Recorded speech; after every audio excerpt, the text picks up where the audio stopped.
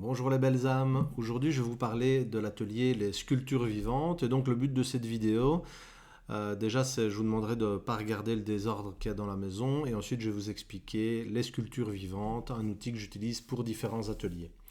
J'ai demandé de ne pas regarder le désordre. Donc, comment ça se passe les sculptures vivantes?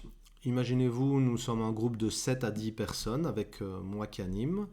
On est dans un cercle, hein, chacun avec sa chaise. On commence la journée par une méditation. Enfin, je dis la journée, mais en général, on fait ça sur une après-midi. Ça dure 4 à 5 heures, avec des pauses.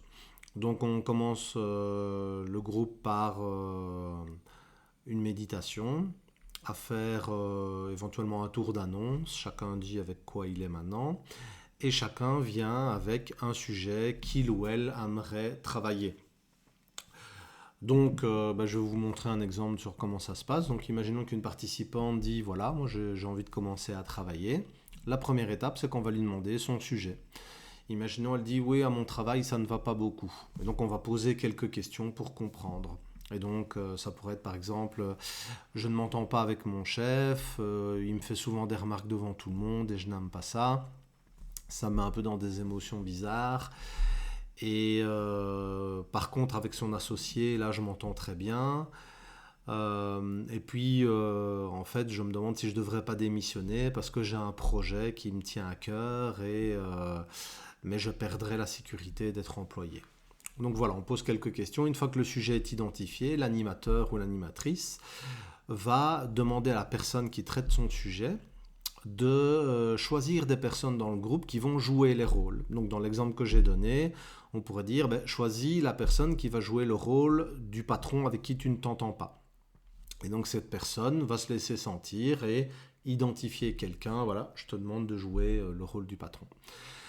Et ensuite, on va faire ça, on va définir différents personnages. Dans l'exemple qu'on a donné, on pourrait définir le rôle de l'associé, le rôle de la société, le rôle des émotions. Donc choisis quelqu'un qui va jouer tes émotions bizarres, comme tu l'as dit.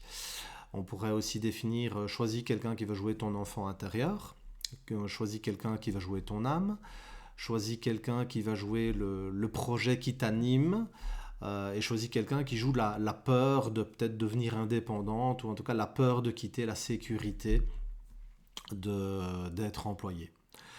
Ensuite, une fois que tous les rôles sont attribués, la personne qui fait son sujet, donc qui va elle aussi jouer son propre rôle dans la sculpture vivante, on va lui demander de positionner les personnes dans l'espace. Tiens, tes émotions, tu les mettrais où? Ton directeur, tu le mettrais où? Etc. etc. Et donc, d'où le nom sculpture vivante, elle va les positionner. Tu es debout, assis, ou tu as telle posture, etc. Parfois, on peut aussi donner un mouvement. Ensuite, une fois que tout le monde est mis en place, la personne qui traite son sujet va elle-même se positionner dans la sculpture vivante et on va demander à chacun de prendre quelques instants pour ressentir. Et ensuite, on va demander à chaque personne, donc c'est l'animateur qui gère ça, je vais demander à chaque personne, tiens, les émotions, comment tu te sens? Et donc, à tour de rôle, chacun va renvoyer un feedback.